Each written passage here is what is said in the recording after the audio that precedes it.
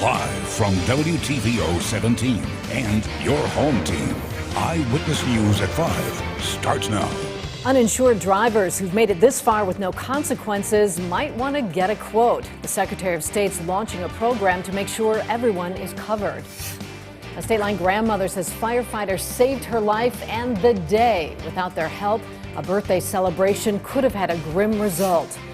And a local family impacted by Alzheimer's weighs in on the controversial approval of a new drug to manage the progressive disease. Good evening, I'm Mimi Murphy. Thanks for joining us. First responders spring into action when a live power line lands on top of a car in McChesney Park. This happened around 3 this afternoon on North 2nd Street near the old McChesney Park Mall. Investigators tell us the power pole was leaning when a semi caught the hanging wire and snapped the top of the pole. That forced the wires to dangle and get tangled in the red SUV's tires. Several other cars were forced to come to a stop until the power was shut off. No one was hurt. The Secretary of State's office is cracking down on drivers without car insurance. Secretary of State Jesse White says next month the agency will launch a new program which will electronically verify if a driver's insured. The check-ins are expected to reduce the number of people driving uninsured. The system will verify Illinois drivers twice a year at random. If a motorist is found without insurance, they'll be sent a request to enroll in a plan or risk suspension of their vehicle registration. The search continues for Rockford's new top cop and fire chief. It's the first time in several years both positions have been vacant at the same time. The application process is currently open for qualified candidates. Those interested have until July 1st to apply. From there, Rockford's Board of Fire and Police Commissioners will select candidates to move on to the next step in the hiring process. Along with having a psychologist evaluate the finalists, the board's looking to get some community input when it comes down to the final candidates. We're also going to invite the public to, one way or the other, either through face-to-face or we're thinking, given the COVID environment, do something like Facebook Live where the general public can see the candidates, see how they answer the questions, and provide the commission with feedback. The board also tells us they'll be adding additional questions to determine how applicants handle stressful situations. A Village of Winnebago woman thanks first responders who saved her during a gas leak. Not only did they rescue her, but one firefighter even saved her dinner.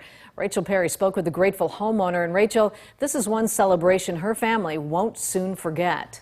That's right, Mimi. Sandy Schmoyer was home alone when she noticed a gas leak from her stove. Winnebago County first responders went the extra mile to save her grandson's birthday dinner. I don't think it would have been pretty. I think my family would have come home and I wouldn't have been here. Sandy Schmoyer has an autoimmune disorder that makes it hard to walk. So when she noticed a gas leak coming from the oven, Just was emitting gas terribly, so it was in the house totally. And then I was kind of napping in my chair, waiting for it to cook. And when I woke up, I thought, oh, we got a problem.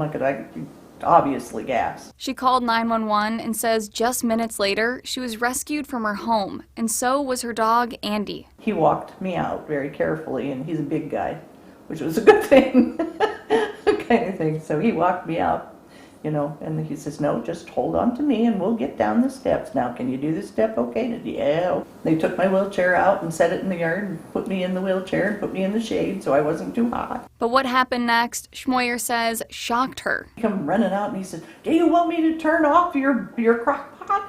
And that, so your cheesy potatoes don't burn? I thought, he knows cheesy potatoes. He must be Midwest. I thought to myself, well, what a sweet thing to do, though, to be that concerned for somebody. And they did. Everything was very personal. Now she says she wants them to know how much she appreciates all they did for her. I just really appreciated the fact that our small little town here, Winnebago, has such good service. And the guys are all so personable and caring. Every last one of them was that way.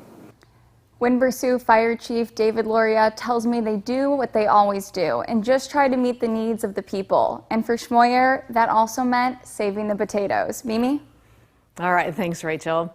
Some new faces have been added to the Illinois Family Violence Coordinating Council Steering Committee. Judge Joseph McGraw and Judge Maureen Chouette have been named new co-chairs.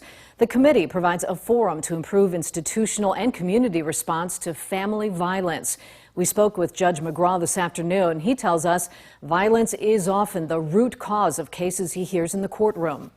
The data has shown us that oftentimes things begin on a smaller level and they escalate until there's an intervention of some kind. So the sooner that it's noticed and addressed, the more likely you are to have a more positive intervention. Judge McGraw served as chief judge of the 17th Judicial Circuit Court from 2012 to 2017. Next spring, Illinois State Police will celebrate a century of protecting and serving the land of Lincoln. The agency is commemorating the milestone with a special squad car. This is a sneak peek of the 100-year anniversary vehicle. The Ford utility is white and matte black with a 100 decal on the side, featuring a trooper standing in salute. There's also a single red light on the roof, similar to classic squad cars. ISP says there's only one anniversary car in the entire fleet. Currently, the Illinois Department of Public Health has reported over 22,000 total deaths due to COVID-19. As of last night, over 700 individuals were reported to be in the hospital. The 7-day rolling average of vaccines administered daily is more than 42,000. Nearly 69% of Illinois adults have received at least one vaccine dose, and 51% are fully vaccinated. Monday, we told you the FDA approved the first new Alzheimer's drug in nearly 2 decades. While parts of the medical world praised the announcement, others say the green light may have come too soon. But a local man whose family's been hit hard by the disease tells Ari Bruckman the drug is a sign of progress. Ari? Yeah, Mimi, one local resident tells me making this drug available is a huge step in the right direction. I think it's really the first step in a total transformation of how we as a society see this disease. Biogen has received Food and Drug Administration approval for its newest Alzheimer's drug. It's the first new treatment for Alzheimer's patients in nearly 20 years. Richard Apple has lost 7 family members to the disease, including his mother. He's been a part of clinical trials knowing the disease could impact him. Apple says he would have advised his mother to try this medication. It gives me confidence that I would be willing to, if my mom was in the early stage right now, I would not hesitate to strongly recommend this to her.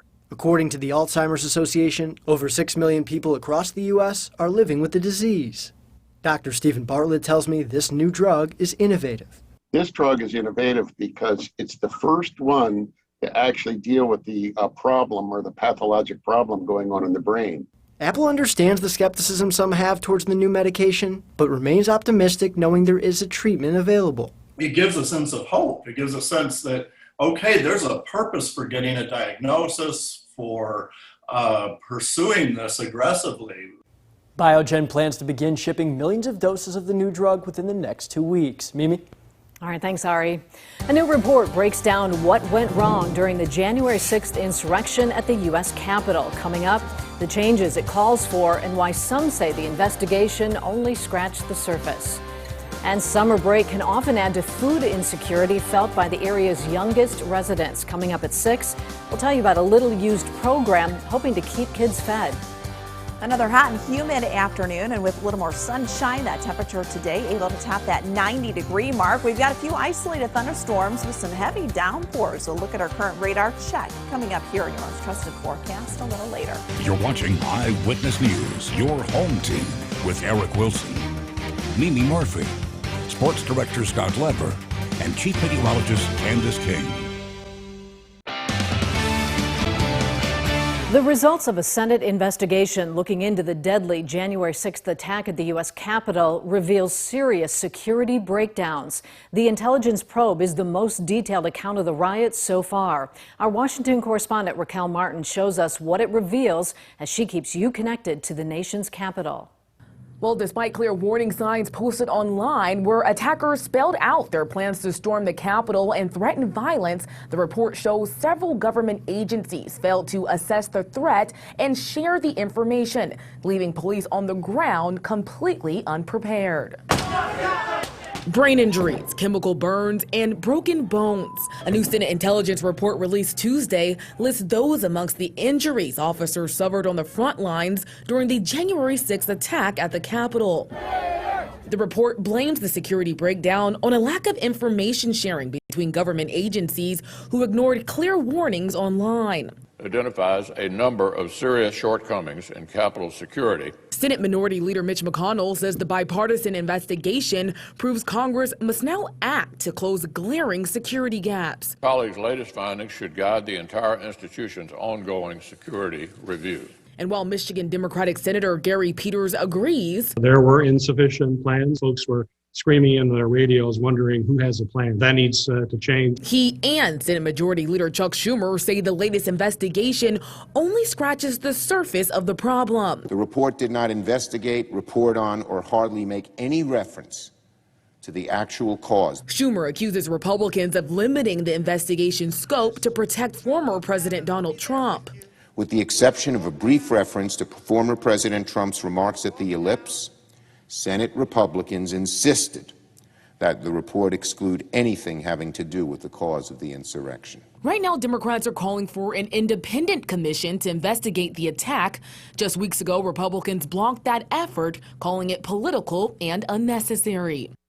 Now it remains unclear the fate of an independent commission, but today Republican Senator Roy Blunt said he and Democratic Senator Amy Klobuchar would be introducing a bipartisan piece of legislation to address the roughly 20 security recommendations found in today's report.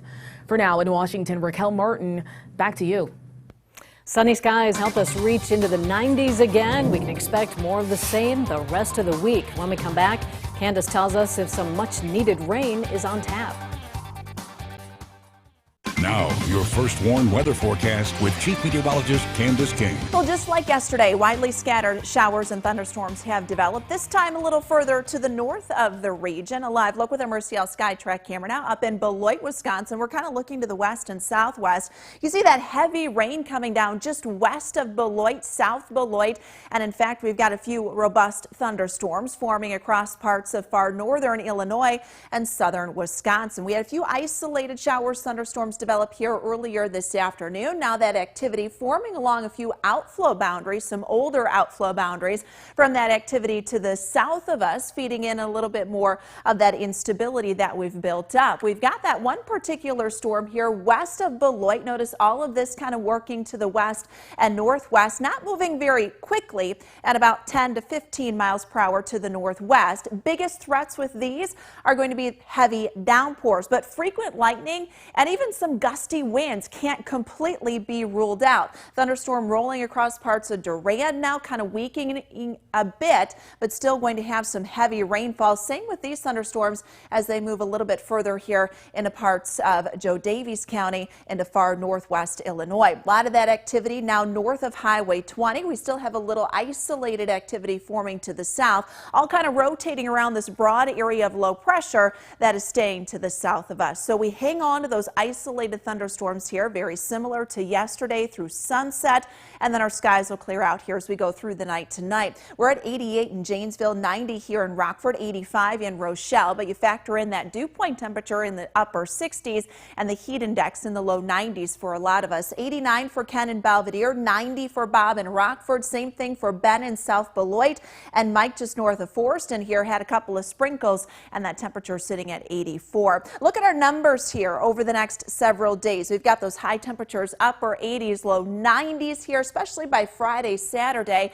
And with our dew point temperature staying in the upper 60s, it is going to feel muggy, which will keep that heat index in the low to mid 90s. You'll really feel it here on Saturday before a cold front comes in, brings us a relief from the humidity, but not so much the heat. Now, why are we able to see these temperatures soar so quickly? Well, it's because we've got no moisture in the ground. And as the sun's rays heat the soil, that moisture temperature is then, or I should say the heat, is then transported back into the air and really warms that surrounding air. If we had moisture in our soil and an abundance of it, yeah, it would feel a little more muggy, but the temperatures wouldn't get quite as hot because a lot of that energy would go into evaporating that moisture from the soil, and we just don't have that, so it's transferred back into the air. As we go through this evening, notice we start to clear out from some of the activity here. You'll see the fog develop again tomorrow morning, but the sun comes up. We lose that. Heating of the day, again, isolated thunderstorms during the afternoon and early evening. Those fade away tomorrow night. We've got some areas of fog that'll develop into Thursday. Thursday's storm coverage going to be a little less because by that time, that low pressure system will be moving a little bit further to the east of us. So we're 69 degrees for tonight. Nice muggy night. We've got the fog here overnight. Temperature tomorrow right back up to 90. A few isolated thunderstorms popping up for the afternoon. We'll keep a very isolated chance in there for Friday, but a lot of us going to end up dry, 92.